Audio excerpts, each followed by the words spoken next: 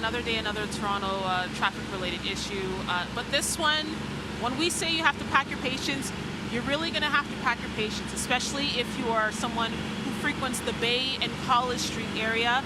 This construction here is going to be in place for most of the rest of 2026. And I'm actually going to step out of the scene right now. And you'll have to forgive me if it sounds like I'm shouting just because of the sound of the construction that is just steps away from me here. You can see right now that they just have some of the, of course, construction pieces here. They're actually now starting to cut through the concrete. Of course, this is the beginning of the construction phase that's going to be happening here near Bay and College. Now, this work is going to happen in 3 phases. The first phase that's actually happening right now, it's involving a replacement of streetcar tracks and overhead grades and overhead upgrades, I should say. This means basically that vehicles and cyclists will not be allowed to drive through this intersection. Pedestrians will be allowed through, businesses will be maintained. Now I'm sure everyone's asking, how long is this going to be in place? How is this going to impact my commute? Well, this first phase is going to last about 6 weeks or so. It'll wrap up about mid-April. Then there's going to be a pause, but that pause is going to be for FIFA World Cup. Once that is done, the second phase is going to begin at the end of July, and then the third phase will end up wrapping up hopefully by the end of December of 2026. We spoke with a couple of people who were in this intersection today who woke up to the news of this construction and just saying it's another day and it's another Toronto traffic issue. Take a listen.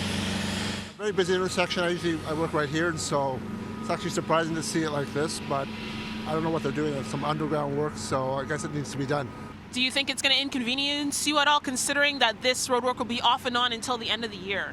I probably think so, more in terms of the noise, because the noise is going to penetrate into the building. I think maybe that will be most of the disruption, but as long as there's a pathway for us to go to and fro, that should be okay. Getting around this city is just a nightmare anymore in your car. All right, so you just heard from a couple of commuters there, but some of them who take the TTC, just a heads up as well that this is going to impact a number of TTC routes. That includes the 506, the 306, and the 19 Bay. So just head over to the TTC's website in order to find out how you can best navigate this. And there were some commuters that I spoke with as well that they were saying that they need some signage. They don't know how to navigate this, especially that it's happened, and this is one of the busiest intersections in the city. There are some Toronto Police traffic point persons here. There were some TTC personnel that were trying to help people around, but some commuters I spoke with say that definitely some signage would help too. So we'll reach out to the city to see if they'll put that in place later on today, and of course, it'll be here throughout the rest of the year.